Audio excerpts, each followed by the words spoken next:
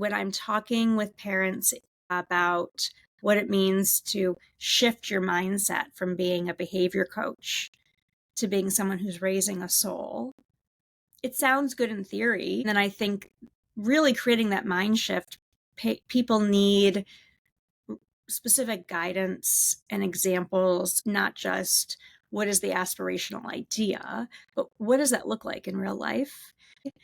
One thing is that the parents I work with clinically, I encourage them to spend some time in kind of a neutral observer stance of their child. And that means learning how to observe your child as a researcher, as though you don't know them. You don't have a hypothesis working about who they are and what everything means and what their motivations are, what they're trying to do with every behavior. You just stand back and say, what am I noticing?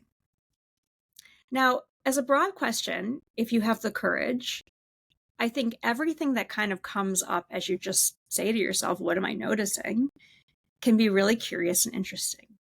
If you need more structure than just what am I noticing, what I would say is, what do you notice your child gets excited about?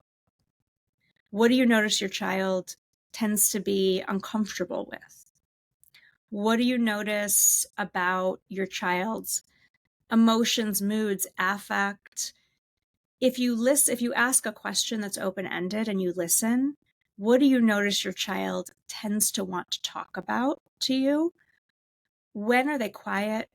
When are they chatty? What would your child say are challenges in their life? These are the kinds of things that run through my own head as a parent. If I think about my child as someone who I simply want to know with no other sort of motivation, taking away all the things that are about, I want this behavior to go away, or I'm worried about preparing them for this thing in life. If I just strip all that away, I give myself the freedom for even just a few days to wonder about them and who they are, a lot of information comes to the surface. And that really helps you to start to orient them as a soul in human form.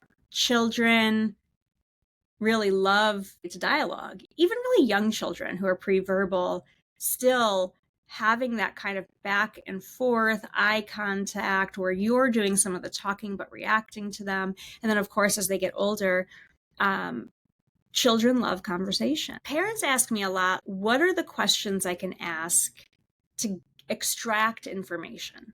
What are some great questions to ask at the end of the day? My child never tells me anything about their school day. How do I ask it so I get information about the school day?